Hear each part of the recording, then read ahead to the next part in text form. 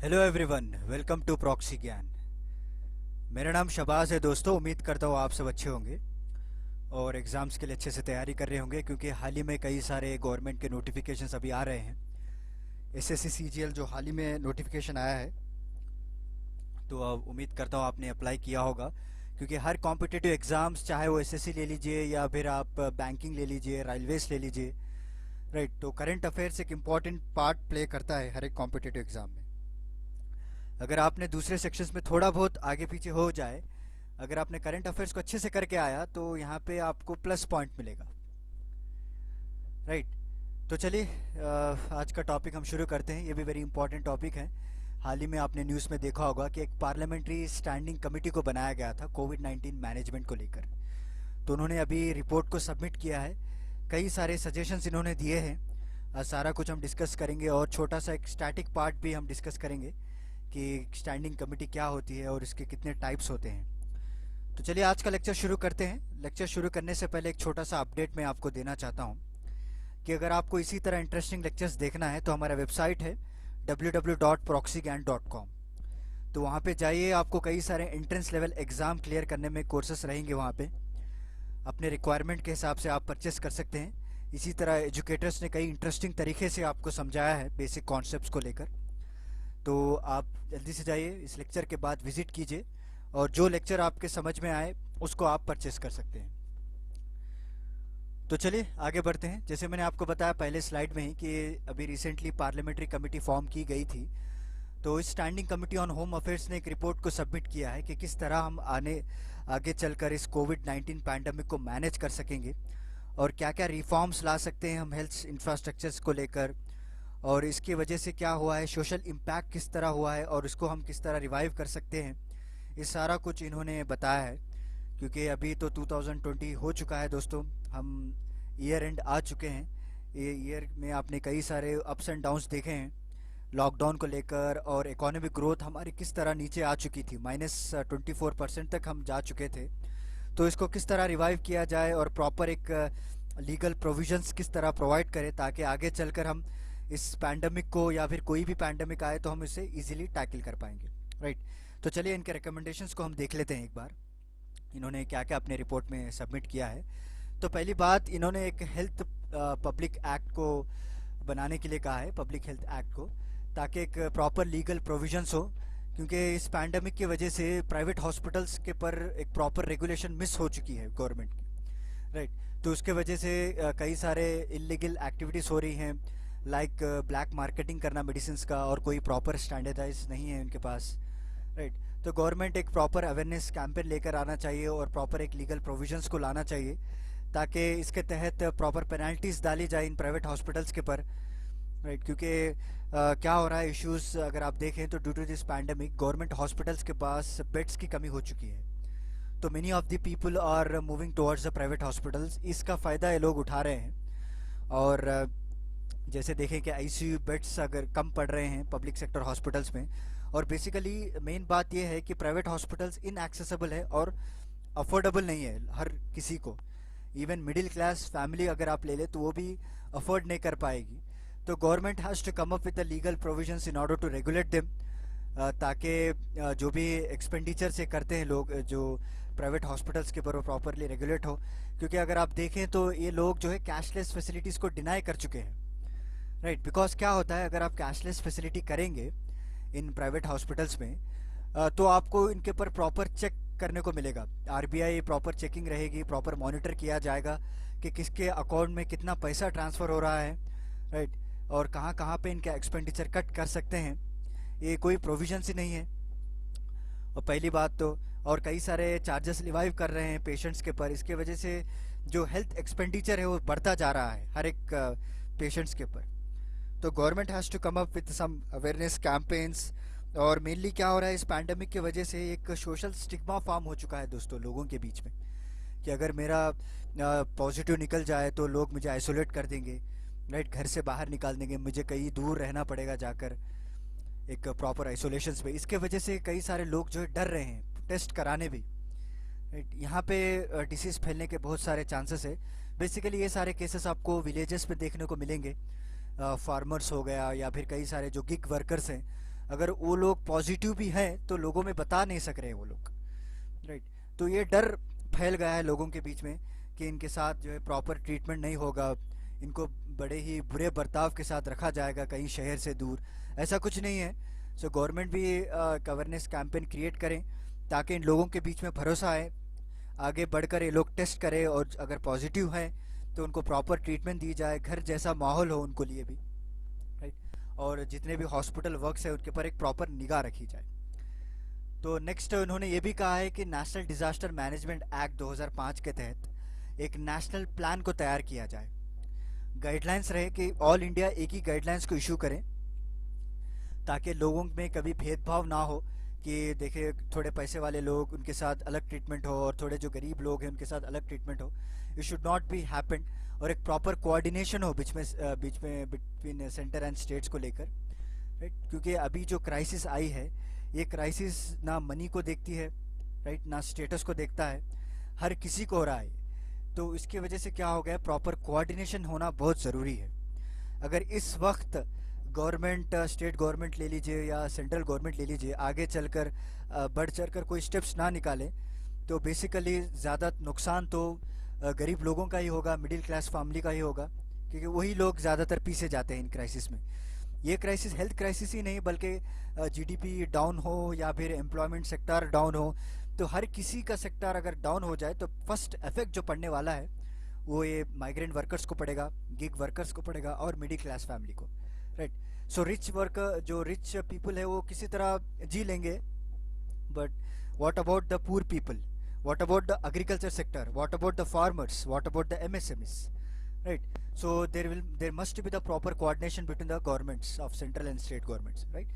तो उन्होंने कहा है कि एक नेशनल प्लान को लेकर आइए, आप एक गाइडलाइंस को लेकर आइए, एक लीगल प्रोविजंस को डिज़ाइन कीजिए ताकि कोई भी अगर इसके गाइडलाइंस को फॉलो ना करे उसको प्रॉपरली एक पेनल्टी हो, प्रॉपरली सज़ा दी जाए, उसको ऑफेंस के सर का ट्रीट किया जाए, राइट। क्योंकि अगर आपने लॉकडाउन में देखा होगा सबसे ज़्यादा इम्पैक्ट जो पड़ा है वो माइग्रेंट वर्कर्स को पड़ा है, राइट। क्योंकि सडनली डिक्लेयर करने की वजह से माइग्रेंट वर्कर्स कहाँ के वहाँ जो है अटक गए थे, तो उनके लिविंग कंडीशंस को लेकर, उनकी जो सोशल सिक्योरिटी है, तो उनके ऊपर ज़्यादा इफेक्ट पड़ा है।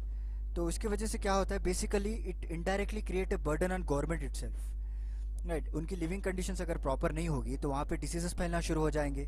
Again the government has to increase its expenditure. अभी भी कई परसेंटेज बढ़ चुका है हमारा फिजिकल डिफिसिट भी। अभी जो बजट में हमने टारगेट रखा था कि पूरे साल हम फिजिकल डिफिसिट कितना टारगेट रखेंगे, तो अभी एक्सीड कर चुके हैं हम ऑलरेडी। तो अगर गवर्नमेंट इन फैक्टर्स के ऊपर नेगलेक्ट करेगी, लिविंग कंडीशंस को लेकर, उनकी सोशल सिक्योरिटी को लेकर, तो indirectly it will increase the burden on government itself. तो इन्होंने एक सजेस्ट किया है कि प्लान को लेकर आइए, उसको प्रॉपरली इम्प्लीमेंट कीजिए। तो देखते हैं और क्या क्या इन्होंने सजेशंस दिया है। हेल्थ इंफ्रास्ट्रक्चर्स को लेकर एक इम्पॉर्टेंट पॉइंट्स उन्होंने कहा है। तो पहले जैसे मैंने आपको पहले स्लाइड में ही बता दिया था कि हेल्थ इश्यूज़ क्या क्या हैं। आईसीयू बेड्स कम पड़ रहे हैं हमारे पब्लिक सेक्टर हॉस्पिटल्स में, इसके वजह से लोग जो है प्राइवेट की तरफ जा रहे हैं। और बेसिकली प्राइवेट सेक्टर तो इनएक्सेसिबल है, हर जगह तो नहीं है, और अफोर्डेबल भी नहीं है हर एक के लिए, राइट। जितना ईजीली हम एक्सेस कर सकते हैं गवर्नमेंट सेक्टर हॉस्पिटल्स को, गवर्नमेंट हॉस्पिटल आपको हर विलेज में देखने को मिलेगी, इवन आपको एक एक्सेसिबल एरिया में रहेगा, राइट, और वेरी अफोर्डेबल भी है। But however this are very different. तो इसकी वजह से क्या हो रहा है, ये लोग फ़ायदा उठा रहे हैं प्राइवेट हॉस्पिटल्स और कई सारे चार्जेस को रिवाइव कर रहे हैं टुवर्ड्स कस्टमर्स की वजह से। कई सारे चार्जेस ये कहकर वो कहकर पैसे निकाल ले रहे हैं। But the government has to keep in check all the records of this private hospitals, और सारा कुछ ट्रीटमेंट आपको कैशलेस हो। टारगेट यही रहना चाहिए कि कैशलेस ट्रीटमेंट किया जाए। डायरेक्टली जो हमारे जितने भी अकाउंट्स ट्रांसफ़र करने के एक्टिविटीज़ हैं, राइट, यूपीआई हो गया, आपको गूगल पे, जितने भी कैशलेस एक्टिविटीज़ कर है यहाँ भैया कंट्री में, तो ये इससे हमें ट्रीटमेंट करना चाहिए। और इंश्योरेंस कवरेज जो भी अप्लाई करे पेशेंट्स, उसको प्रॉपर टाइम पे उसको इंश्योरेंस क्लेम मिल जाए, राइट। बेसिकली मैंने दूसरे न्यूज़ आर्टिकल्स में पढ़ा है कि कई सारे स्टेट्स में जो पेशेंट्स कोविड पॉजिटिव हैं वो अपना इंश्योरेंस क्लेम करने जाते हैं तो प्रॉपर टाइम पे उनके पास पैसा नहीं होता है। तो गवर्नमेंट को इन सारे एक्टिविटीज़ को एक सिंगल प्लेटफॉर्म में बनाना चाहिए ताकि जितने भी पेशेंट्स हो, जितने भी हेल्थ इंश्योरेंस क्लेम हो, वो एट द टाइम क्लियर हो जाए सारे कुछ, राइट। तो सोशल इम्पैक्ट के बारे में अगर हम देखें तो बेसिकली मैंने आपको बताया कि जो माइग्रेंट वर्कर्स हैं, तो उनके पर ज़्यादा इम्पैक्ट पड़ा है, क्योंकि हमारे पास जो अभी लॉ है inter state migrant workman act जो 1979 में पास किया गया था, आई थिंक 1979 ही होगा, राइट। तो उसका एक प्रॉपर इम्प्लीमेंटेशन नहीं हुआ पाया है अभी तक, राइट। देखिए, जब तक पता नहीं चलेगा, जब तक कोई हादसा ना हो जाए कि ये एक्ट प्रॉपर इम्प्लीमेंट है या नहीं। जब ये पैंडमिक आया तब सारी गवर्नमेंट्स को पता चला कि ये तो एक्ट प्रॉपरली इम्प्लीमेंट हुआ ही नहीं, क्योंकि बेसिकली क्या हो गया, due to the lack of database government को पता ही नहीं चला कि कितने सारे माइग्रेंट्स कहाँ पे अटक गए हैं। तो उनके अगर डाटाबेस रहेगा, अगर कोई नेशनल डाटाबेस रहेगा, तो इन्होंने रिपोर्ट में भी यही कहा है कि एक नेशनल डाटाबेस को बनाया जाए माइग्रेंट वर्कर्स के ऊपर, ताकि हमें आइडेंटिफिकेशन में हेल्प मिल सके। अगर हम आइडेंटिफाई कर लेंगे तो उनको प्रॉपर स्कीम्स इम्प्लीमेंट कर सकते हैं हम, राइट। राशंस को डिलीवर कर सकते हैं और उनके जितने भी हेल्थ केयर फैसिलिटीज़ हैं उनको हम कनेक्ट कर पाएंगे। So this is major impact जो पड़ा है अभी।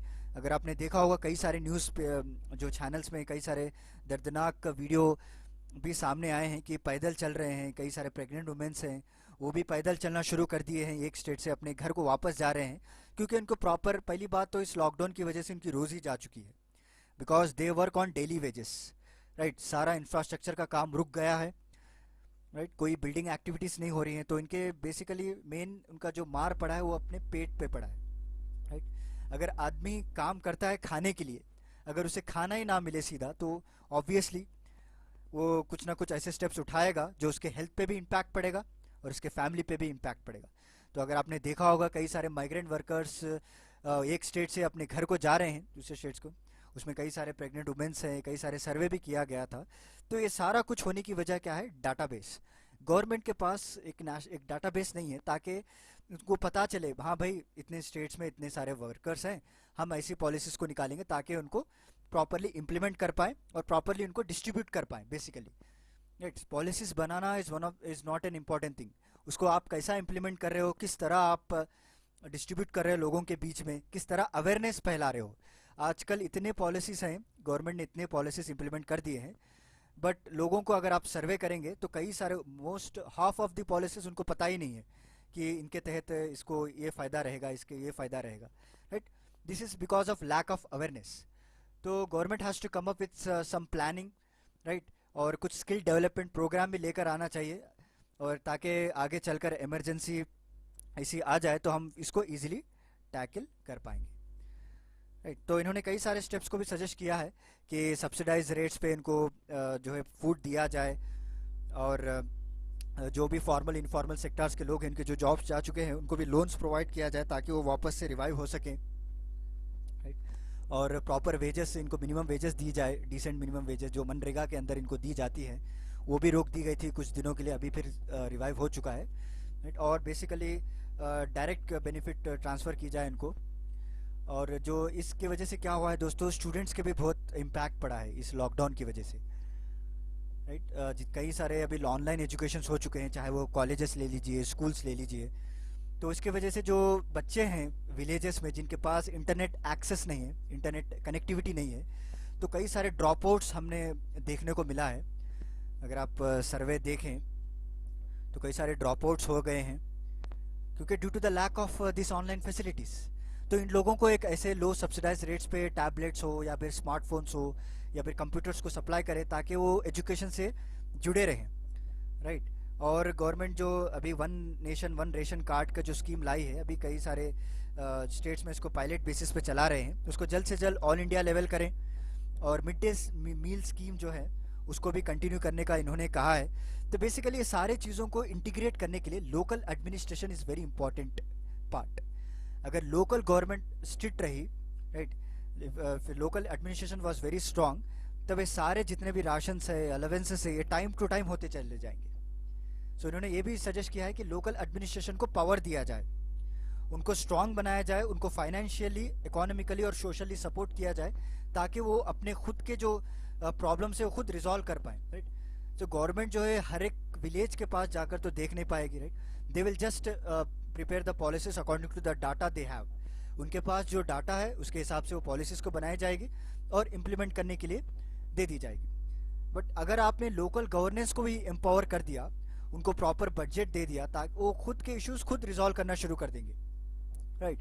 सो ये वेरी इंपॉर्टेंट पॉइंट मुझे लगा जो इन्होंने इस रिकमेंडेशन में इंक्लूड किया, कि जितना भी जो लोकल एडमिनिस्ट्रेशन उनको इंश्योर करें कि सारा जो भी राशन है, अलेवेंसेस है, वो टाइम टू टाइम पहुंचाया जाए ज़रूरतमंदों के लिए, जो भी वीकर सेक्शन ऑफ सोसाइटी है, राइट।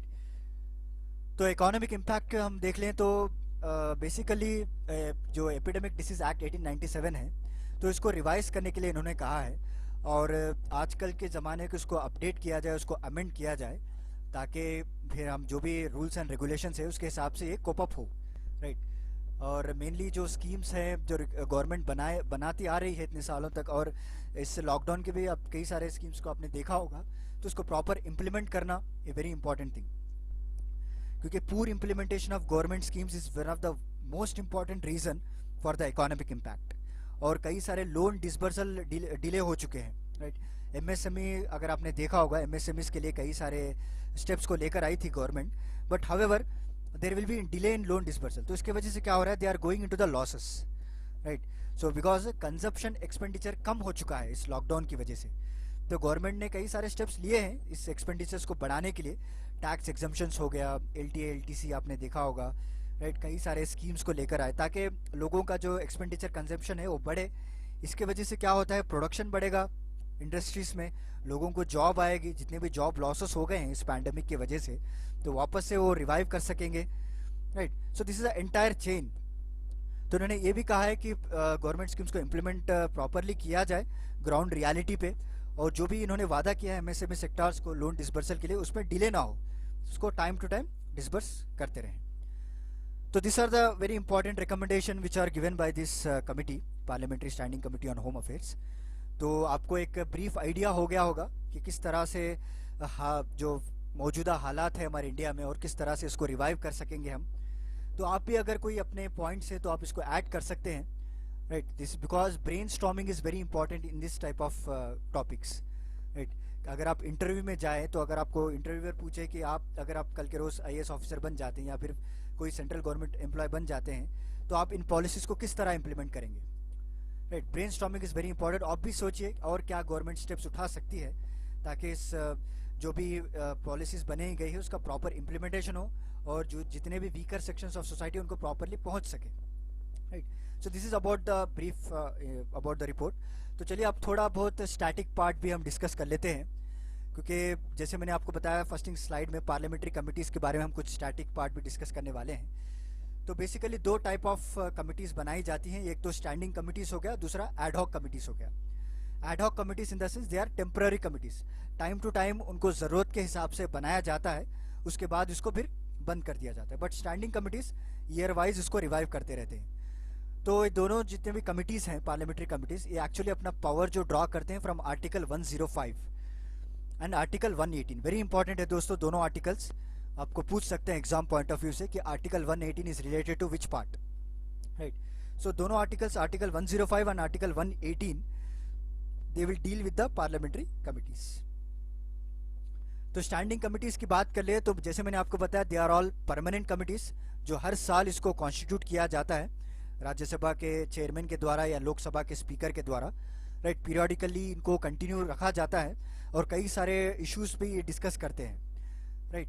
और इसमें फिर दो तरह के डिवीजन होता है, एक तो फाइनेंशियल कमिटीज़ हो गया और दूसरा जो है डिपार्टमेंटल रिलेटेड स्टैंडिंग कमिटीज़, यानी DRSs बोलते हैं, राइट। तो बेसिकली इतना याद कर लीजिए, पार्लियामेंट्री कमिटीज़ दो तरह के हैं, एक तो स्टैंडिंग कमिटीज़ और दूसरा एडहॉक कमिटी।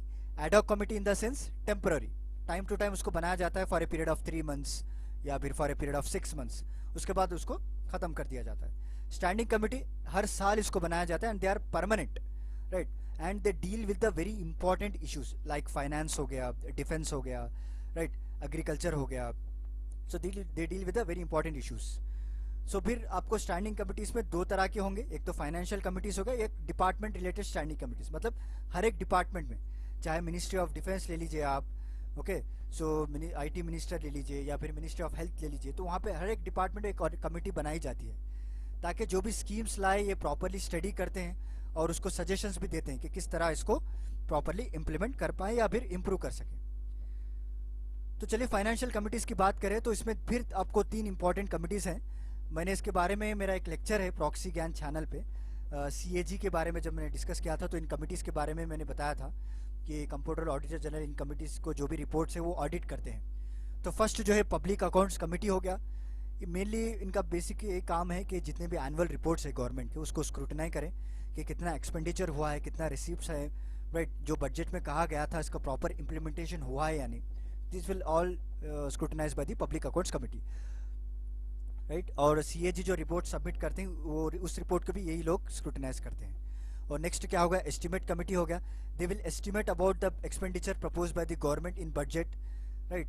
नाम में ही है कि एस्टिमेशन लगाते हैं लोग कि बजट में देखो भाई फलाने स्कीम के लिए इतना पैसा अलॉट किया गया है, राइट, और क्या ये पैसा उतना सफिशिएंट है या उसको फिर कम पैसा कर सकते हैं, कम से ही काम चला सकते हैं या फिर उसको इंक्रीज करना चाहिए, और कौन से ऐसे इंपॉर्टेंट सेक्टर्स हैं जहाँ पे गवर्नमेंट को ज़्यादा एक्सपेंडिचर करने की ज़रूरत है। They will suggest this. Next आपको हो गया कमिटी ऑन पब्लिक अंडरटेकिंग। जितने भी पब्लिक सेक्टर कंपनीज हैं तो उनके सारे रिपोर्ट्स को स्क्रूटनाइज करने का काम एक कमेटी करती है। क्लियर आपको? स्टैंडिंग कमेटी में दो टाइप्स है, फाइनेंशियल कमेटी एंड DRSCs यानी departmental related standing committee. Financial committee में फिर आपको तीन आएंगे, पब्लिक अकाउंट्स कमेटी हो गया, एस्टिमेट कमेटी हो गया and committee on public undertakings. तो चलिए डिपार्टमेंट रिलेटेड कमिटीज़ को हम जान लेते हैं। देखिए सारा कुछ याद रखने का उतना ज़रूरत नहीं है DRSCs को, मैं कुछ आपको इंपॉर्टेंट बता देता हूँ इसमें।